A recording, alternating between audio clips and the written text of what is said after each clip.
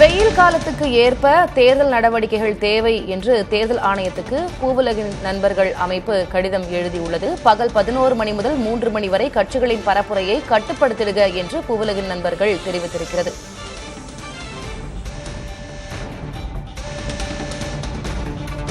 பூவுலகின் நண்பர்கள் அமைப்பைச் சேர்ந்த திரு சுந்தரராஜன் நம்மோடு தொலைபேசி வாயிலாக இணைந்திருக்கிறார். சார் வணக்கம்.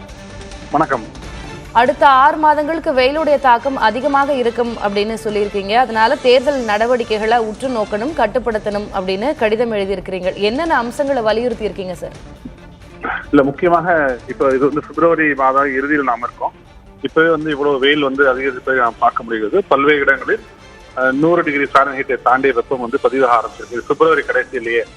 அப்போ மார்ச் ஏப்ரல் மாதங்கள்ல கோடை வெயில் மிக கடுமையாகும். அதாவது பல கோரிக்கைகள் நாங்கள் முக்கியமா வச்சிருக்கோம் தேர்தல் ஆணையத்துக்கு கடிதத்தில். குறிப்பாக தமிழ்நாட்டுடைய தேர்தலை முதல் கட்டத்தை நடத்தணும். அதாவது ஏப்ரல் அந்த ஃபர்ஸ்ட் ஃபேஸ்லேயே நடத்திடணும்.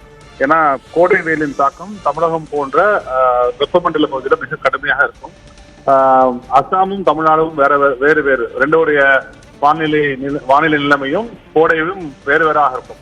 அதனால தமிழ்நாட்டுடைய தேர்தலை முதல் கட்டத்திலே ஃபர்ஸ்ட் ஃபேஸ்ல நடத்திடணும் அப்படின்னு ஒரு கோரிக்கை வச்சிருக்கோம்.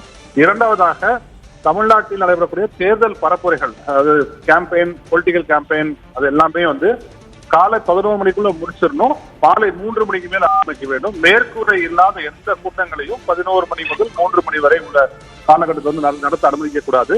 மூன்றாவதாக அதிகமான தண்ணீர் அங்க வைக்கப்பட்டிருக்க வேண்டும். போன்ற பல்வேறு விஷயங்கள் அங்க வைக்கப்பட்டிருக்க வேண்டும். ஒரு மிக மிக கடுமையான கட்டுப்பாடுகளை விதித்து தான் தேர்தல் பரப்புரைகளை நடத்த வேண்டும் என்று நான் கோரியுள்ளோம். ஏன்னா கடந்த முறை தேர்தல் நடைபெற்ற போது மத்திய ஒன்றிய உள்துறை அமைச்சர் அமித்ஷா அவர்கள் கலந்து கொண்ட கூட்டத்திலேயே 33 தேர்தல் அதிகாரிகள் மரணம் ஏற்பட்டதை நாம் பார்த்தோம். தேர்தல் அதிகாரிகள் மேற்கூரை இல்லாமல் வேலை செய்ய மாட்டாங்க. அப்படி இருந்தும் அந்த மரணம் நிகழ்ந்ததை ஒட்டி இது மிக மிக கடுமையான கோடையாக இருக்கும். ஏனென்றால் புவியின் சராசரி வெப்பநிலை கடுமையாக உயர்ந்திருப்பதாக சர்வதேச வானிலை அமைப்பு வேர்ல்டு மெட்ரோலஜிக்கல் ஆர்கனைசேஷன் அறிவித்தாங்க. அது மட்டும் இல்லாமல் இந்த ஆண்டு எல்னினோ ஆண்டாக இருப்பதற்கான வாய்ப்புகள் 70% இருப்பதாக அந்த அமைப்பு தெரிவித்துள்ளது. இவை எல்லாவற்றையும் கணக்கில் கொண்டு ஒரு மிக மிக கடுமையான ஒரு சவால் இருந்த தேர்தல் காலகட்டமாக இந்த ஆண்டு இருக்கும் என்பதை நிச்சயமாக நம்மால் புரிந்து கொள்ள முடிகிறது. அதனால் தேர்தல் பரப்புரைகள், பிரச்சாரங்கள், தேர்தல் நடவடிக்கைகள் போன்ற பல்வேறு விஷயங்களை ஒழுங்குபடுத்த வேண்டும் என்று தேர்தல் ஆணையத்தில் நாங்கள் கடிதம் எழுதியுள்ளோம்.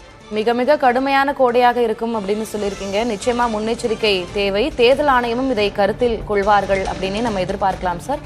இணைப்பில் உங்களுடைய கருத்துக்களை பகிர்ந்து கொண்டமைக்கு நன்றி.